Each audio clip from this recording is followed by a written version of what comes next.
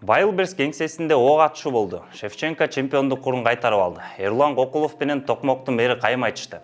Арбаңыз, эфирде Политклиника медиасынын бул жумада программасы.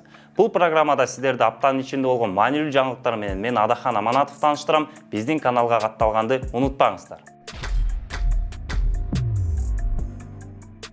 Орусияда интернет аркылуу соода жүргүзүүчү Wildberries ири компаниясынын Москвадагы кеңсесинде 18 сентябрда ок атылып, 2 киши каза болду. Дагы 10 чакты киши жараталды.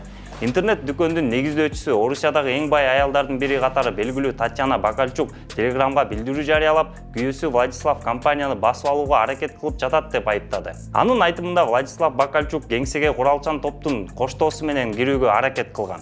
Ал эми күйөөсү сүйлөшүү үчүн барганын, бирок командасы менен бирге белгисиз бирөөлөрдүн чабуулуна кабылганын айтууда. Атышу Кремлден 350 метр аралыкта жайгашкан Романов двор бизнес борборунда болду. Орусиянын күч органдары менен байланышта экени айтылып жүргөн Маш Телеграм каналы жабыркагандардын арасында кесипкөй спортчулар Абубакар Местоев, Омар Чичаев жана оор салмактагы бокс боюнча Орусиянын жана орус армиясынын чемпиону Рашид Кодзоев бар экенин жазды. Свобода радиосу адвокаттарга таянып Владислав Бакальчуктун кармалганын маалымдады. Ишкерге адам өлтүрүүгө аракет кылуу, укук коргоо органынын кызматкерлерине кол салуу жана өзүн билемдик кылуу боюнча айып тагылган. Бакальчук 48 саатка камакка алынды. Анын бөгөт чарасы сот карайт деп айтылат маалыматта. Орусиядагы эң кирешелүү жана ийгиликтүү бизнестердин бири Кыргызстанда дагы кулаш жайган Wildberries соода аянтчасынын айланасындагы чоң жаңжал быйыл жайында эле тутанган. Анын негиздөөчүсү жана ээси Татьяна Бакальчук ажырашып жатканын айтса, күйөөсү Владислав Бакальчук компания рейдерликке туш болгонун жар салып, Чеченстандын жетекчиси Рамзан Кадыровго даттанган. Айрым иликтөөчү журналисттер бул окуяда бүдөмүк жагдайлар көп экенин, согуш маалында менчикти кайра бөлүштүрүү жүрүп жаткандыгын белгилешкен. Бул жумадагы соттук отурумдар тууралуу сөз кылсак, 19 сентябрда Бишкек шаарынын Ленин райондук сотунда 11 журналисттин иши боюнча өтүп жаткан соттук отурум 26 сентябрга жылдырылды. Ал отурумдун жылышына мамлекеттик айыптоочунун көз карандысыз эксперт Нуржан Нарымбаеванын сот залына алып келүү өтүнүчү сот тарабынан канааттандырылышы себеп болду. 19 сентябрда Бишкек шаардык сотунда акын Аскат Жетигендин иши боюнча соттук отурум өтүп, бир эксперттин келбегенине байланыштуу 3 октябрга жылдырылды. Буга чейин Аскат Жетигендин жактоочусу Самат Мацаковдун эксперттерди суроо өтүнүчү сот тарабынан канааттандырылып, процесс 19 сентябрга жылдырылган. Эксперт Гуля Мураталиева Аскат Жетигендин айткандарында бийликти басып алуу чакырыгы жок деген корутунду окуп берди. Ал эми эксперт Нурлан Сакпаев тескерисинче анын айткандарына бийликке карата терс маанайдагы сөздөр бар экенин белгиледи. Ал эми 3-чү эксперт Нуржан Нарымбаева келбегенине байланыштуу сот жылдырылды. Саясатчы Азимбек Бекназаров 2 ноябрга чейин камакка алынды. Бул тууралуу анын уулу Руслан Бекназаров билдирди. Уулунун айтымында Улуттук коопсуздук мамлекеттик комитетинин СИЗОсунда орун жоктугуна байланыштуу Бишкектеги СИЗО-1 абак жайына жаткырылган. УКМК тарабынан Азимбек Бекназаровка 2010 жылдын апрель айында болгон окуялардын жүрүшүндө банк ячейкаларынын жана өкмөт үйүнөн алынган акча каражаттарын уурдоо жана коротуу фактысы боюнча кылмыш иши козголуп жатат. Улуттук илимдер академиясынын мурда кызматкери активист Жоомарт Карабаев УКМК тергөөчүсүнүн кысымына кабылганын айтып, Садыр Жапаровго кайрылуу жолдоду. Кайрылууну Карабаев жактоочусу Акынбек Ногойбаевден берген. Аны укук коргоочу Азиза Абдрасулова Фейсбуктагы баракчасына жайгаштырды. Жоомарт Карабаев кайрылууда мамлекет башчыдан мыйзамсыз козголгон кылмыш ишин өз көзөмөлүнө алууну суранган. Карабаев буга чейин Улуттук илимдер академиясынын адистери кылмыш иштери боюнча экспертизаларды УКМКнын Ички иштер министрлигинин кызматкерлеринин көрсөтмөсү менен жазаарын айтып чыккан. Экспертизаны тиешелүү сертификаттары жок кызматкерлер жасай турганын билдирген.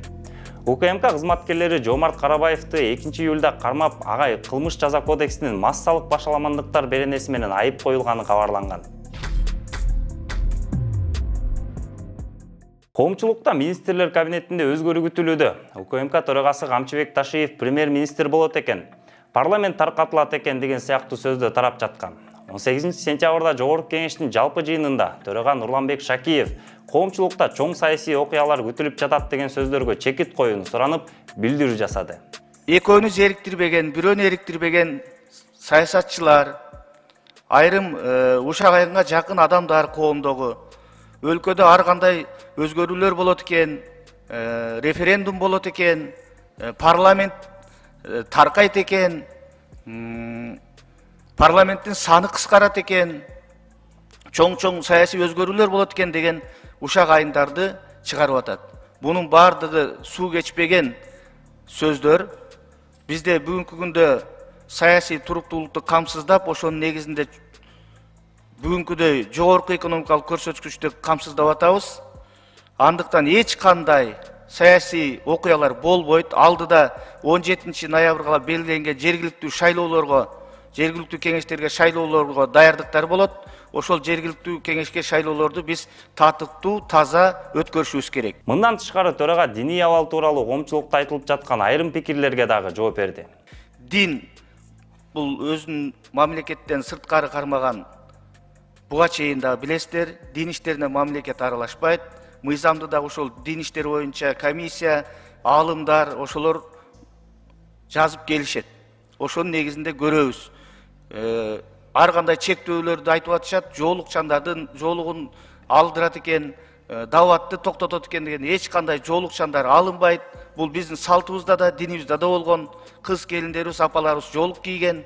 Андан сырткары дават, мына ошол даваттын жардамы менен бизде өлкөдө бир топ аракештик, баңгизат, сойкулук, бир топ терс көрүнүштөрдүн баары жоюлуп келген. Бирок бардыгы ирет менен болот, иретке салынат. Ошондуктан муну дагы ачык айтып коеюн, урматтуу депутаттар. Себеби дегенде коомдо ар кандай талкуулар болуп атат.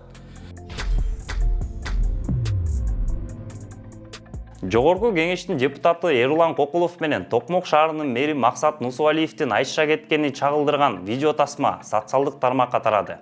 Эл өкүлүнүн нааразычылыгы спорт мектебиндеги ремонт иштеринин сапаты себеп болгон. Депутат Кокулов Токмок шаарындагы спорт мектебиндеги ремонт иштери сапатсыз жасалгандыгы боюнча барган. Мэр бул маселе көзөмөлдө экенин, толук жасалмайынча кабыл алуу актысына кол коюлбай тургандыгын билдирген. Кокулов ал объектке чогуу барууну сунуштаган. Ливанда 17-18 сентябрда пейджер жана башка байланыш каражаттарынын жарылуусунан каза болгондордун саны кеминде 37 кишиге жетти. Бул тууралуу Ливандын саламаттык сактоо министри Фирас Абиайт билдиргенин Аль Жазира жазды. Мунун алдында жергиликтүү Аль Хура телеканалы 32 киши каза болгонун кабарлаган. Алардын 12си пейджерлер жарылган биринчи күнү каза болгон. АКШ, Израиль жана башка бир катар өлкөлөрдө террордук деп таанылган Хезболла тобунун кеминде 9 мүчөсү, анын ичинде 20дан ашуун адам экинчи күнү башка техниканын жарылуусунан каза болушту. Өлгөндөрдүн арасында бир нече бала бар. Эки жолку жардыруудан 3000ден ашуун киши жарат алды. Ливандын бийлиги жапырт чабуул үчүн Израилди айыптоодо. Израиль жардыроолардын өзүнүн ролун расмий тастыктаган дагы, четке каккан дагы жок. Кыргызстандык мушкер Валентина Шевченко АКШнын Лас-Вегас шаарындагы UFC 306 мелдешинде эң жеңил салмакта мексикалык Алекса Грацону жеңип, UFC чемпиондук титулун кайтарып алды. 5 раундтун жыйынтыгы менен калыстар тобу бир добуштан ага жеңишти ыйгарышты. Ошентип Валентина Шевченко аялдар арасындагы эң жеңил салмакта UFC чемпиондугун кайтарып алды. Валентина Шевченко биринчи жолу чемпиондукту 2018 жылы польшалык спортчу Йона Ежешти жеңүү менен алган. Андан кийин 7 жолу чемпиондукту эч кимге берген эмес. 2023 жылы март айында ал Грацого жеңилип калган. Ошол эле жылдын сентябрь айында алар кайра беттешип тең чыгышкан. Жогорку кеңештин транспорт, коммуникация жана архитектура боюнча комитетинде министрлер кабинетинин жалпыга маалымдоо каражаттарында сайттын социалдык тармактардагы баракчаларында жалган маалымат тараткан жеке жактарга 100 000 сом, юридикалык жактарга 200 000 сом айып пул салууну сунуштаган мыйзам долбоору биринчи окууда каралып, талкууланды. Мында укук бузуулар жөнүндөгү кодекске өзгөртүүлөрдү киргизүү сунушталган. Аны аткаруу, маданият, маалымат, спорт жана жаштар саясаты министрлигине жүктөлөт. Мыйзам долбоорун юстиция министринин орун басары Орозбек Сыдыков тааныштырып, маалымат каражаттары жана интернет ресурстар аркылуу мазактоо жана кемсинтүү учурлары көбөйгөнүн билдирди. Жогорку кеңештин депутаты Исхак Масалиев сунушталып жаткан айып пулдун суммасы укук бузуулар кодексине дал келер келбесине кызыкты. Азыр бүгүн бузуу боюнча бизде көптөгөн беренелер бар, туура. 500 сом турат, 5000 сом турат, 3000 сом. Мына бузуулар, жол бузуулардын эрежеси боюнча тоже 2000 сом, 1500 сом, 5000 сомго чейин, 15000 сомго чейин, туура. Эми балып кетип эле 100 000 чыгат. Ошондой болмок беле. Кичинемдей соразмерно болуш керек да. Бир кодекс болгондуктан бирдей чара колдонуш керек. Анда давайте миллион эсе деп жазып коелу, чек болбосо. Исхак Масалиев мыйзамды аткарууну маданият, маалымат, спорт жана жаштар саясаты министрлигине жүктөө туура эмес экен деген пикирге келди. Вообще дүние кызык болуп атат, өмүр кызык болуп атат 21 кылымда. Маданият министрлик демек клевета боюнча оскорбление боюнча материал түзөт экен, протокол түзөт экен, анын чечим чыгарат экен. Мен биринчи жолу көрүп атам бул. Бул маданият министрлиги эмес. Подразделение ГКНБ, ЖМВ деп жазып коюлган да.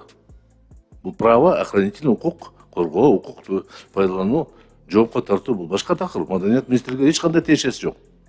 Мен түпкү тамыры менен каршымын. Мындай түшүнүк менен барбашыбыз керек. Мен түшүнөм, жоопкерчиликти көтөргүлө, маселе жок. Мен каршы эмесмин. Бирок айткан сөзүңүзгө ойлонсоңуз, маданият министри аткарат деп. Эмне Максутов штраф сала турган болобу? Ким өкмөттүн өкүлдөрү айтып бере алсаңар мага? Эл өкүлү Элдар Абакиров мыйзам долбоору айрымдарга курал болуп калбашы керектигин белгиледи. Урматтуу коллегалар, менде бир эки сунуш бар эле да. Бул мыйзамга эки маанилүү моментти киргизиш керек го. Жогоруда деле коллегалар айтып кетти. Биринчиден, муну маданият министри эмес, бул сот чечиш керек. Анткени сот бул өзүнчө орган. Булар ошо чечим чыгарганга укуктуу, ошого мындай айтканда кесипкөй адистер. Экинчиден, айып пулду албетте жана соразмерный деген сөз бар. Азыр Кыргызстанда 30-35 миң сом деп атат орточо айлык. Силер 100 миң сом деп атасыңар, 3 айлык айтат. Бирок 30-35 миң сом деген деле айлык, чоң айлык. Анткени мен өткөндө билим берүү министрине запрос кылсам, Кыргызстан боюнча мугалимдердин орточо айлыгы 25 миң сом экен. Жанагындай тех кадрлардын айлыгы 5 миң сом, 3 миң сомго чейин экен. А силер 100 миң сом штраф салсаңар, ал адам эмне кылат? Ал эмоция болуп сүйлөй берет. Анан силер 100 миң сом штраф салдыңар, кандай болуп калат? Мен оюмча биз штрафтарды азайталы, анан сот аркылуу кылалы. Ошондо мен оюмча бул мыйзамды кайра карап чыксак болот да. Абакиров ушул сунуштар кошулмайынча артка кайтарууну сунуштады. Мыйзам долбоорун комитеттин жыйынына катышкан депутаттардын көбү колдоп, экөө каршы добуш берип, ал биринчи окууда кабыл алынды. Кыргызстанда коомдук тартипти сактоо, коомдук коомсуздукту камсыз кылуу боюнча милдеттерин аткарып жаткан укук коргоо органдарынын кызматкерлери жана аскер кызматчыларынын ишине мыйзамсыз кийлигишип, фото жана видеого тартып, алардын ишин каралоо максатында материалдарды интернет сайттарга жарыялоого тыюу салуу сунушталды. Жазасы катары жеке жактарга 5 миң сом айып пул салуу, же болбосо 5 суткадан 7 суткага чейин камоо каралган. Аталган сунуш Жогорку Кеңештин сайтында жарыяланган. Бул мыйзам долбоорунун баяндоо бөлүгүндө биздин коомчулукта укук коргоо органдарынын кызматкерлерине баш ийбөө, каршылык көрсөтүү, мазактоо, кемсинтүү, ошондой эле өз милдеттерин аткаруу учурунда алардын ишине мыйзамсыз кийлигишүү, өз алдынча фото жана видеого тартып, жаманатты кылып каралоо максатында социалдык тармактарга таратуу фактылары көбөйгөнү айтылган. Мыйзам долбоору тууралуу кандай ойдосуз? Укук коргоо органдарынын ар намысы корголгону менен айыбы жашырылып калбайбы? Комментарийге өз оюңузду калтырып кетиңиз. Биз сиздерди апта ичинде болгон маанилүү жаңылыктар менен тааныштырдык. Так маалыматтарды алып туруу үчүн биздин каналга катталыңыздар. Эгерде биздин контент жакса, бизге колдоо көргөзсөңүз болот. Ал үчүн бул QR код аркылуу же астыдагы шилтеме менен колдой аласыз. Кийинки аптадан амандашканча сак саламатта туруңуздар.